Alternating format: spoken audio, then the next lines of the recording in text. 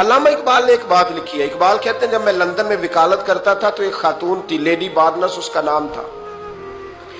چھوٹے موٹے مقدمات لے کے وہ میرے پاس آتی تھی. بی بی ایک ہوٹل چلایا کرتی تھی. اس کا خامند جو تھا وہ فوج میں ملازم تھا. اقبال نے خود لکھا ہے, اقبال فرماتے ہیں کہ ایک دن وہ خاتون پھر کسی کیس کے سلسلے میں میرے پاس آئی. تو جب وہ آئی تو اس نے نقاب اوڑھا ہوا تھا, برقع کیا ہوا تھا.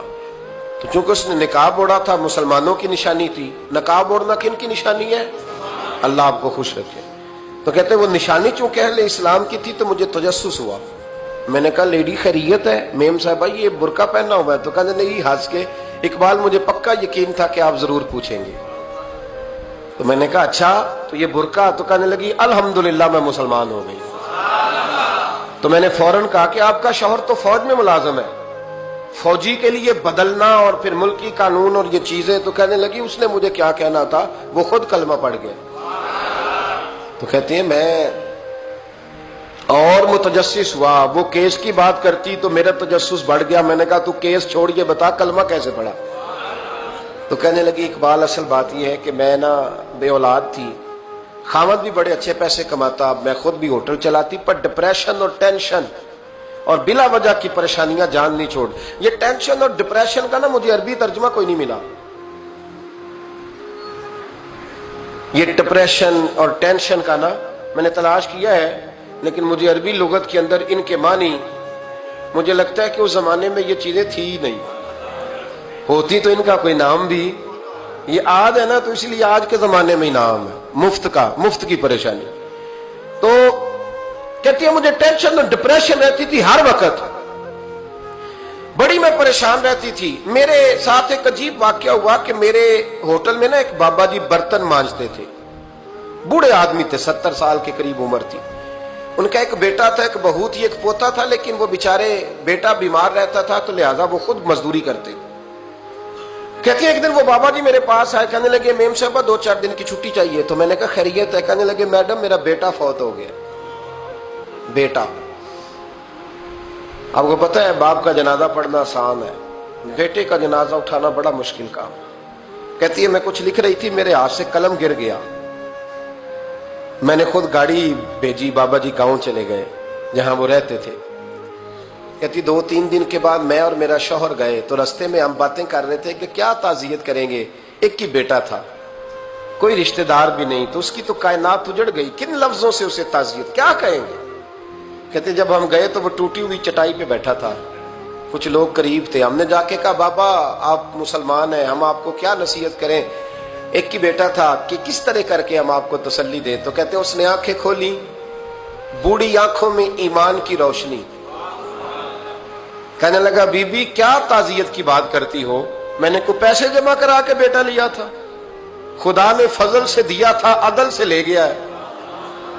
میں اپنے رب کے فیصلوں پہ بڑا راضی ہوں, اللہ بڑا کریم ہے, وہ لے گیا, اس کا مال تھا. آپ یقین کریں ہمارے دیہاتی لوگ یہ کہا کرتے تھے, میں نے کانوں سے سنا ہے.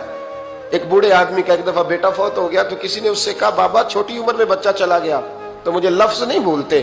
کہنے لگے پتر اللہ دی فصل ہے, کچی وڈے تاوی ہو دی ہے. سنے آپ نے بھی کبھی یہ فکرہ, کچی وڈے تے پکی لے گئے تے تاوی ہے جو ہو دی.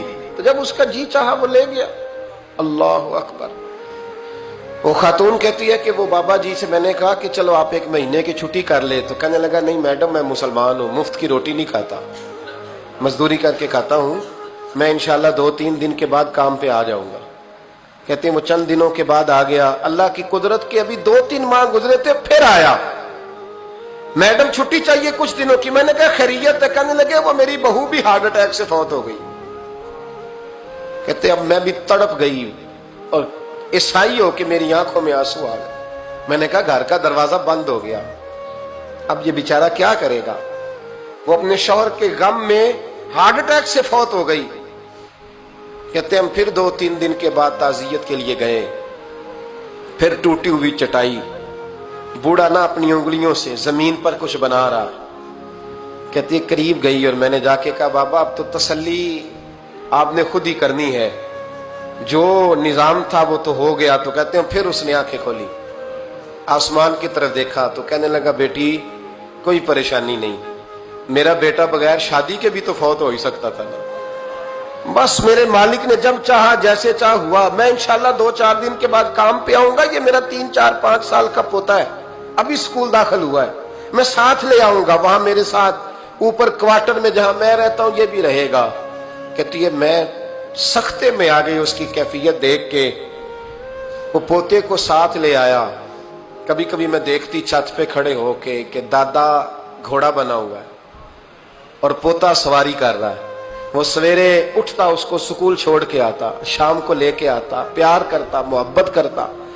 तीसरी मंजिल पर हमने क्वार्टर दिया हुआ था, वहां दादा पोता रहते। अल्लाह तू बड़ा बेनियाज है। कहती है इकबाल, एक दिन ना पोता ऊपर वाली मंजिल पे खेल रहा था, उसका पैर फिसला, वो गर्दन के बल जमीन पे गिरा। मुझे खबर हुई तो मैं दौड़ी, एम्बुलेंस मंगाई। खून से लिथड़े हुए उस बच्चे को दादे ने अपनी गोद में रखा। और जब हम अस्पताल की तरफ गए तो हॉस्पिटल बाद में आया, जनाबे इजराइल पहले आ गए और कहते हैं वो गोद में दम तोड़ गया। फिर दादे ने उसे अपने हाथों से गुस्ल दिया। फिर उसने अपने बूढ़े हाथों से कब्र खोदी और फिर मिट्टी डाल के कहने लगा इन्ना लिल्लाहि व इन्ना इलैहि राजिऊन। जे सोना ही मेरे दुख विच राजी, जे सोना ही मेरे दुख विच राजी। फिर सुख नु चुल्ले डावा।